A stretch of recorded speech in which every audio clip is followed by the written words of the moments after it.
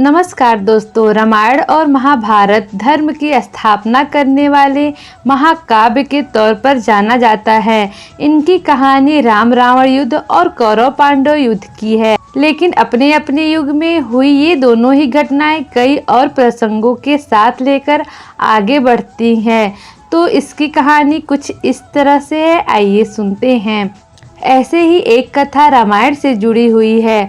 अयोध्या में श्री राम का राज्याभिषेक होने के बाद कुछ दिनों के बाद अश्वमेध यज्ञ करने का निर्णय लिया गया। यज्ञ का घोड़ा लेकर श्री राम के छोटे भाई शत्रुघ्न राज्यों राज्यों में चलने लगे। जिन राज्य में घोड़ा पहुंच जाता और उसे सकुशल पार कर लेता, वह राज्य श्री राम के अधीन हो जाता था। इसी तरह कई राज्यों को जीतते हुए घोड़ा देवपुर पहुंचा। यहाँ राजा वीरमणि का राज्य था। राजा वीरमणि अति धर्मनिष्ठ तथा श्री राम एवं महादेव के भक्त थे। उनके दो पुत्र रुक्मांगद और शुभांगद बड़े वीर थे और धर्मपरायण भी थे। राजा वीरमणि और उनके भाई वीर सिंह महादेव शंकर की तपस्या कर उन्हें प्रसन्न किया था और महादेव ने उन्हें उनकी और उनके पूरे राज्य की रक्षा करने का वरदान दिया था। महादेव जी के द्वारा रक्षित होने के कारण कोई भी उनके राज्य पर आक्रमण करने का साहस नहीं करता था। जब अश्व उनके राज्य में पहुंचा तो राजा वीरमणि के पुत्र रुक्मांगद ने उसे बंदी बना लिया और शत्रुघ्न के पास श्री राम के नाम से चुनौती भी भेज दी। रुक्मांगद ने ये सूचना अपने पिता को दी तो वो चिंतित हुए और अपने पुत्र से कहा कि जाने अनजाने में तुमसे श्री राम के यज्ञ का घोड़ा जाने अनजाने में तुमने श्री राम जी के यज्ञ का घोड़ा पकड़ लिया है। श्री राम हमारे मित्र हैं और उनसे शत्रुता करने का कोई औचित्य नहीं है, इसलिए तुम यज्ञ का घोड़ा वापस लौटा आओ। लेकिन रुक्मांगद ने तो चुनौती भी भेज दी थी।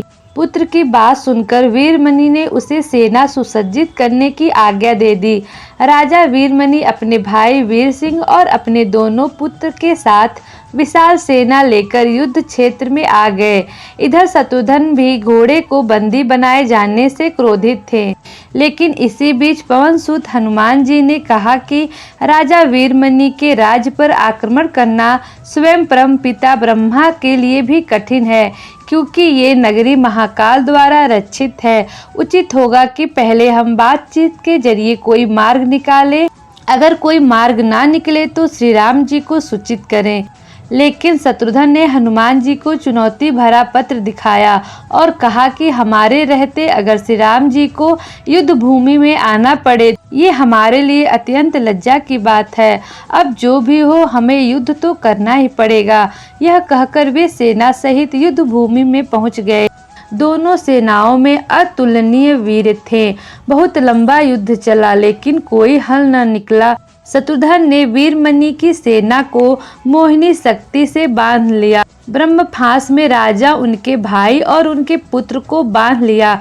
खुद को संकट में घिरा देख राजा वीरमणि ने महादेव को याद किया। महादेव ने महाकाल स्वरूप में आकर दोबारा युद्ध छेड़ दिया और पल भर में पासा ही पलट दिया। वह शत्रुघ्न पर मूर्छा प्रहार करने वाले ही थे कि हनुमान जी ने अपने प्रभु श्री राम को याद किया और स्थिति संभालने की प्रार्थना की।